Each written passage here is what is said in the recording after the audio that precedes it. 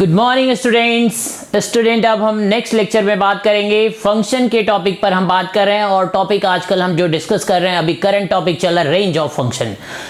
Domain of function से related हमने पूरे कॉन्सेप्ट आपको क्लियर कर दिए थे स्टूडेंट, कॉन्सेप्ट बिल्कुल क्लियर कर दिया है। क्वेश्चन भी डिफरेंट टाइप के हमने डिस्कस कर लिए हैं और बेसिक टाइप की सारी बात मैंने आपको बता दी है। IIT JEE में भी जो क्वेश्चन पूछे गए थे वो भी मैंने आपको बता दिए हैं। उसके हेल्प से अब आप जितने मन करे उतने क्वेश्चन ट्राई करते रहें स्टूडेंट। क्वेश्चन अब आपसे गारंटीड निकलेगा, किसी भी बुक का हो निकलेगा ही निकलेगा। बस आपको अप्रोच ध्यान रखनी है कि अप्रोच कैसे अप्रोच कर रहे हैं, हम क्या अप्रोच कर रहे हैं, वो पूरी बात स्टूडेंट ध्यान रखनी पड़ेगी। ओके बच्चों, तो अब हम स्टार्ट कर रहे हैं न्यू टॉपिक। जो रेंज ऑफ फंक्शन हमने स्टार्ट किया था उसमें सेकंड लेक्चर है आज। सेकंड लेक्चर में कुछ क्वेश्चन हम देखेंगे। अभी तक हमने देख लिया कांस्टेंट फंक्शन की रेंज कैसे फाइंड करते हैं, आइडेंटिटी फंक्शन की रेंज क्या होगी, लीनियर फंक्शन की रेंज क्या होगी, क्वाड्रेटिक फंक्शन की रेंज क्या होगी, रैशनल की रेंज कैसे फाइंड करते हैं, इर्रेशनल की रेंज कैसे फाइंड करते हैं। ओके बच्चों, यहां तक हमने बात कर लिया। आज हम आगे बात करेंगे। ओके प्यारे बच्चों, तो हम बात करने जा रहे हैं स्टूडेंट जनरल एक्सपोनेंशियल फंक्शन से रिलेटेड क्वेश्चन है। क्वेश्चन क्या है स्टूडेंट? क्वेश्चन नंबर 1 है आज का। ये क्वेश्चन नंबर 1 क्या है? कह रहे हैं कि 2 to the power x plus 2 to the power y equal to 2 to the power 1। Student ये जनरल एक्सपोनेंशियल फंक्शन का क्वेश्चन है। कह रहे हैं कि इसकी हमें रेंज बतानी है। पहले यही क्वेश्चन हमने डोमेन में भी डिस्कस किया था कि इसकी डोमेन कैसे फाइंड करेंगे। आज हम बात करने वाले हैं कि इसकी रेंज कैसे फाइंड करते हैं। स्टूडेंट जब डोमेन फाइंड करना था तो हमने y को लेफ्ट में रखा था, बाकी सबको राइट में। आज हमें रेंज फाइंड करना है तो x को हम क्या करेंगे, लेफ्ट में रखेंगे। x को हम लेफ्ट में रखेंगे, बाकी सबको राइट में रखेंगे। ओके बच्चों, बाकी सबको किस में रखेंगे? राइट में। अब हमें क्या करना है, वहां पे हमने log लिया था एट बेस 2, यहां पर भी इस टाइम भी log ही लेना है हमें दोनों साइड में एट बेस 2। ओके बच्चों, एट बेस 2 पर लॉग लेना है। ओके, ले लिया लॉग। अब आपको पता है स्टूडेंट, कह रहे हैं कि डिग्री फ्रंट पे आ जाएगी, डिग्री फ्रंट पे आ जाएगी। log 2 एट बेस 2 1 होगा तो कितना आ गया, y log इक्वल टू, कह रहे हैं कि x equal to log 2 minus 2 to the power y at base 2। Student range जब से हमने स्टार्ट किया तब से एक ही बात मैं आपको बोल रहा हूं, x को इन टर्म्स ऑफ y पहले कन्वर्ट करना है, फिर x को डिफाइन करना है। ओके, तो x डिफाइंड इफ, आप देखो स्टूडेंट क्या होगा, x डिफाइंड इफ, x कब डिफाइंड होगा, x defined if 2 minus 2 to the power y is greater than 0। Student x को डिफाइन करने गए तो देखा कि log है और log तभी डिफाइंड होता है उसके सामने जब पॉजिटिव वैल्यू हो। ओके, नोट कर लिया हमने। तो स्टूडेंट यहां से कितना आ गया, 2 is greater than 2 to the power y।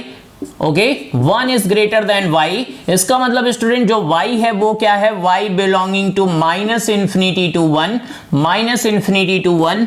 तो स्टूडेंट यही इस फंक्शन का रेंज है। Range of this function is minus infinity to 1, minus infinity to 1। इस तरीके से हम रेंज फाइंड करेंगे। ओके प्यारे बच्चों, क्वेश्चन नंबर 1 हमने देखा, जनरल एक्सपोनेंशियल फंक्शन का क्वेश्चन हो तो रेंज कैसे फाइंड करते हैं। आगे बढ़ते हैं, हम आगे बढ़ते हैं। नेक्स्ट क्वेश्चन है आज का स्टूडेंट, सेकेंड क्वेश्चन है y equal to 2 sin 3x। Student 2 sin 3x n plus 5 trigonometric function, इसकी हमें रेंज बतानी है। ट्रिग्नोमेट्रिक फंक्शन है, इसकी हमें रेंज फाइंड करनी है। तो स्टूडेंट आप देखो रेंज कैसे फाइंड करेंगे, कैसे फाइंड करेंगे ट्रिग्नोमेट्रिक फंक्शन की रेंज कैसे फाइंड करते हैं। स्टूडेंट ट्रिग्नोमेट्री है तो पहले साइन की बात करें तो हम जानते हैं कि साइन जो होता है वो -1 से 1, साइन की जो रेंज होती है -1 से 1। ये बात तो हम ट्रिग्नोमेट्रिक फंक्शन में पढ़ के आए। जो ट्रिग्नोमेट्रिकल फंक्शन की टेबल मैंने आपको बताई थी वहां क्लियर बता दिया था कि साइन का रेंज जो होता है -1 to 1। ओके प्यारे बच्चों, साइन की रेंज -1 to 1। तो हमने देखा कि इसमें 2 से मल्टीप्लाई भी हो रहा है। ओके, पूरे इन इक्वेशन में हम 2 से मल्टीप्लाई कर देंगे। ओके प्यारे बच्चों, according to question. Student question की डिमांड थी ये, और इकोनॉमिक्स ये कहती है कि जैसे डिमांड हो वैसे सप्लाई होनी चाहिए। तो डिमांड के अकॉर्डिंग हमने सप्लाई कर दी है, कुछ देर में हम आंसर तक पहुंच जाएंगे। ओके प्यारे बच्चों, तो स्टूडेंट यहां पे हमने देखा कि साइन की रेंज हम जानते हैं, 2 से मल्टीप्लाई हुआ तो हो गया। अब करें 5 प्लस भी करो, तो स्टूडेंट सब में हम 5 प्लस कर दे रहे हैं, 2 sin 3x n plus 5। And यहां पर भी स्टूडेंट हमने 5 प्लस कर दिया। स्टूडेंट आप देखो ये कितना होगा 3, और स्टूडेंट ये क्या है, यही तो y है, यही तो y है, एंड 7। स्टूडेंट y की वैल्यू ही हम फाइंड करना चाहते थे, वो आ चुकी है। तो that means y belonging to closed interval 3 to 7। तो स्टूडेंट इस फंक्शन का जो रेंज होगा, इस फंक्शन की जो रेंज होगी, that is range of this function is 3 closed interval 3 to 7, closed interval 3 to 7। Okay बच्चों, क्लियर हो गई बात? बिल्कुल अच्छे से मैंने आपको क्लियर कर दिया है, एक एक बात अच्छे से कवर करनी। ओके ओके बच्चों, नेक्स्ट हम नेक्स्ट क्वेश्चन पर बात करने जा रहे हैं। स्टूडेंट हम नेक्स्ट क्वेश्चन पर बात करने जा रहे हैं।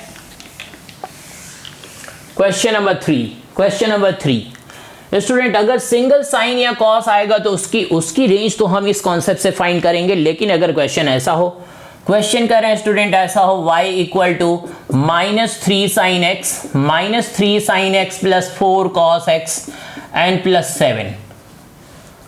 साइन एंड कॉस दोनों इन्वॉल्व हो गए प्यारे बच्चों, साइन एंड कॉस दोनों इन्वॉल्व हो चुके हैं। तो इसके लिए क्या अप्रोच है स्टूडेंट? ट्रिग्नोमेट्री में मैंने आपको ये डिस्कस किया है कि a sin x plus b cos x इस टाइप का ट्रिग्नोमेट्रिक फंक्शन आ जाए, इस टाइप का ट्रिग्नोमेट्रिक फंक्शन आ जाए तो उसकी मैक्सिमम और मिनिमम वैल्यू मैंने आपको डिराइव करके दिखाया है, that is root of a square plus b square maximum value होगी और minus root of a square plus b square minimum value होगी। स्टूडेंट इस टाइप के क्वेश्चन के लिए ये फॉर्मूला ट्रिग्नोमेट्री का आपको रेंज फाइंड करने के लिए लर्न करके रखना है, रटना बहुत जरूरी है।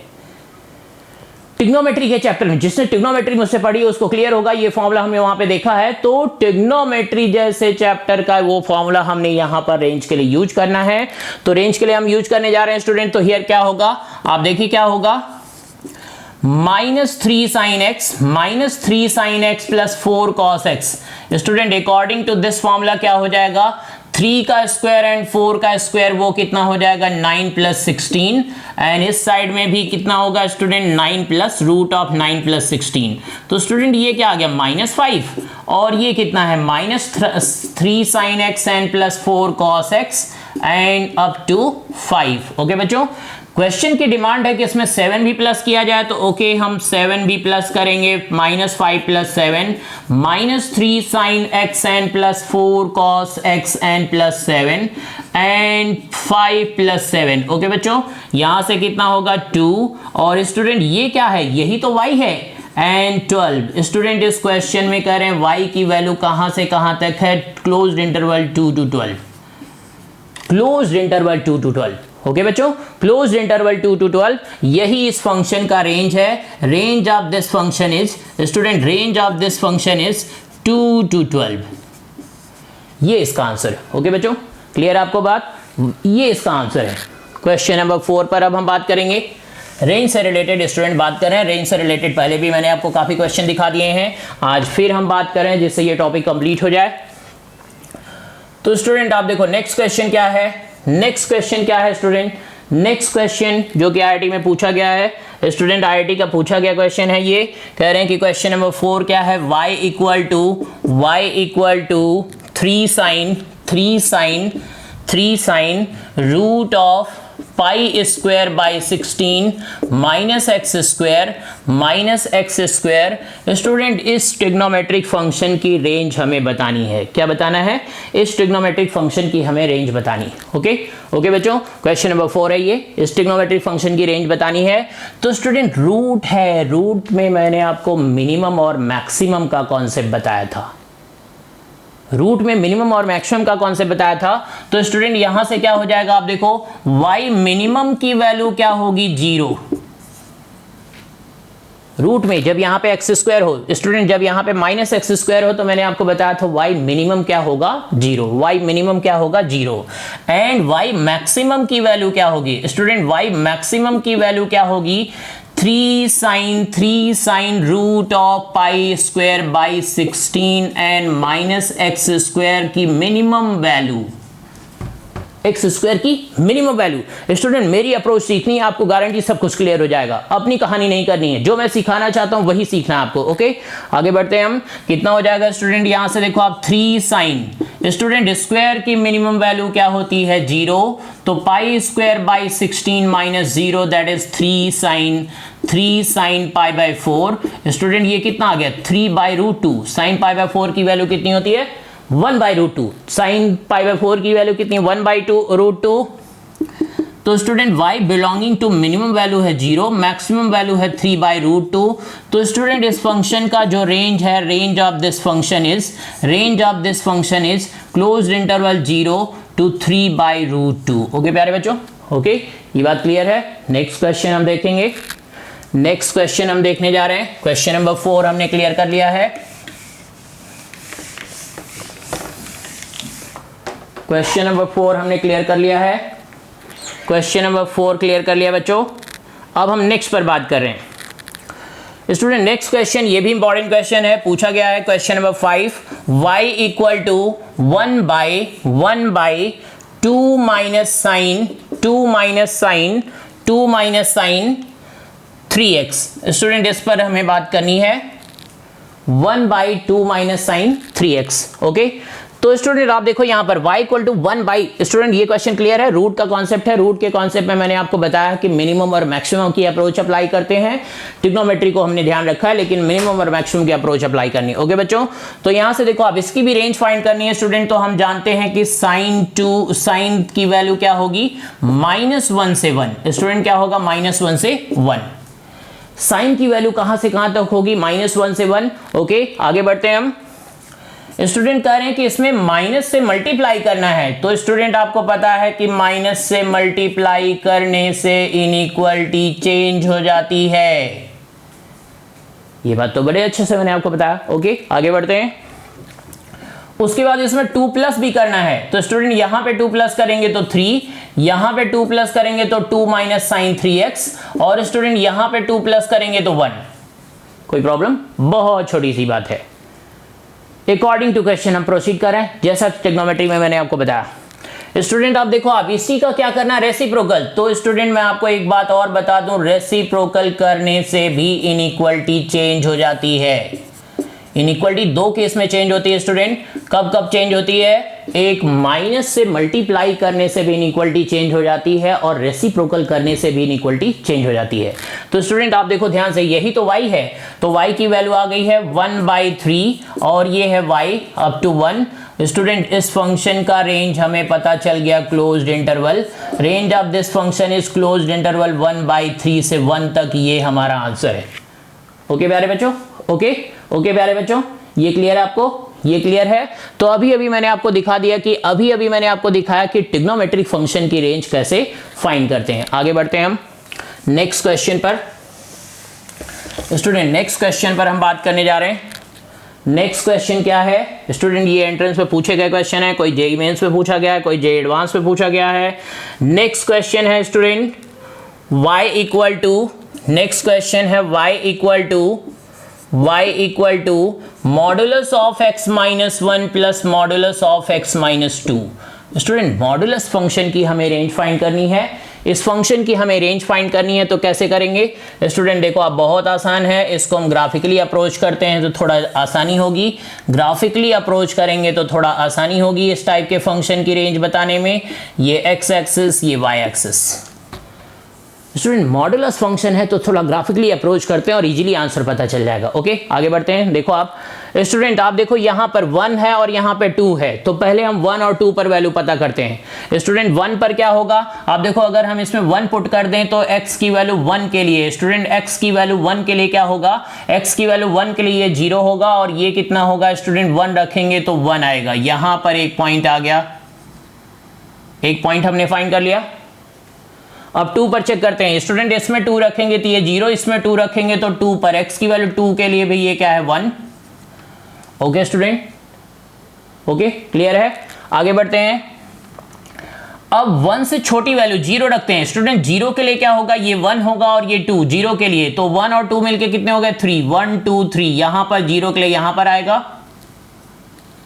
और स्टूडेंट आप देखो, अब हम 2 से ग्रेटर के लिए चेक करते हैं, 3 के लिए। 3 के लिए ये क्या होगा स्टूडेंट, 3 के लिए क्या होगा, ये 2 और ये 1। 3 के लिए क्या होगा 3, 3 के लिए 3। ओके तो स्टूडेंट यहां से देखो, आप इसको हमने ज्वाइन करा दिया, ये ऊपर जा रहा है, इधर से ये भी ऊपर जा रहा है, और इस इंटरवल की एक वैल्यू और रखें तो ये यहां पर कुछ इस तरीके से। बहुत आसानी से स्टूडेंट हमने ग्राफ ड्रॉ किया, इस फंक्शन का हमने बहुत आसानी से ग्राफ ड्रॉ किया। अब ये ग्राफ ही हमें वैल्यू बताएगा स्टूडेंट, ग्राफ ही हमें वैल्यू बताएगा कि y की जो मिनिमम वैल्यू है वो कितनी है। y की मिनिमम वैल्यू 1 है and maximum approaches to infinity. Student यहां से हमें पता चल गया कि range of this function is 1 to infinite. Graphical approach थोड़ी सी अप्लाई की स्टूडेंट, ऐसा कोई ग्राफ मैंने नहीं यूज किया यहां पर जो आपको नहीं आता हो। वही 10th में जैसे हम करते थे, इनपुट देते थे, आउटपुट आता था और उसको एक रफ स्केच बना दिया, तो वहां से हमसे क्लियर है कि ग्राफ इसके नीचे तो नहीं जा रहा है। इसका मतलब मिनिमम वैल्यू 1 है, मैक्सिमम ऊपर को अप्रोच कर रहा है इन्फिनिटी को, तो इसका मतलब 1 टू इनफाइनाइट। स्टूडेंट इसका रेंज क्या है? 1 टू इनफाइनाइट। ओके बच्चों, तो स्टूडेंट रेंज में इसी टाइप के क्वेश्चन पूछे गए हैं, रेंज से रिलेटेड इसी टाइप के क्वेश्चन पूछे गए हैं। आपको क्या करना है, एक एक बात अच्छे से क्लियर करनी है। अभी तक जो लेक्चर 0 से लेकर के लेक्चर 15 तक, लेक्चर 1 से लेक्चर 15 तक जितनी बात मैंने कवर कर दी आपको, ये कंप्लीट क्लास 11th का पोर्शन है। क्लास 11th के पोर्शन पर हमने कंप्लीटली बात कर ली है कि फंक्शन क्या है, वे ऑफ रिप्रेजेंटिंग फंक्शन क्या है, टाइप्स ऑफ फंक्शन कितने हैं, उसके बाद स्पेशल टाइप्स ऑफ फंक्शन कितने हैं, स्पेशल टाइप्स के बाद हमने देखा डोमेन का क्या कॉन्सेप्ट है, रेंज का क्या कॉन्सेप्ट है। स्टूडेंट अगर लेक्चर 1 से लेकर लेक्चर 15 तक कंटिन्यूअस वे में अगर आप सारे लेक्चर अप्रोच करेंगे, गारंटीड इतनी बात आपको क्लियर हो जाएगी। नेक्स्ट लेक्चर से, लेक्चर नंबर 16 से हम स्टार्ट करने वाले हैं 12th का portion, that is kinds of function. Student types of function, special types of function तो हमने डिस्कस कर लिया, अभी भी कुछ फंक्शन बाकी हैं जिनको अदर वे में हम डिफाइन कर रहे हैं। अभी तो हमने कैटेगराइज किया कि टाइप्स ऑफ फंक्शन में क्या क्या है, काइंड्स ऑफ फंक्शन में भी हम कुछ बात और क्लियर करने वाले हैं, तो वहां से 12th की क्लास स्टार्ट हो जाएगी। 12th के बच्चों को वहां से लेक्चर देखने हैं। जिनको केवल एकेडमिक करनी है वो 12th के लेक्चर के साथ साथ 11th के भी देखने पड़ेंगे। जिनको एंट्रेंस करना है उनको भी 11th के देखने पड़ेंगे। क्यों? क्योंकि स्टूडेंट काइंड्स ऑफ फंक्शन में domain and range completely use होगा।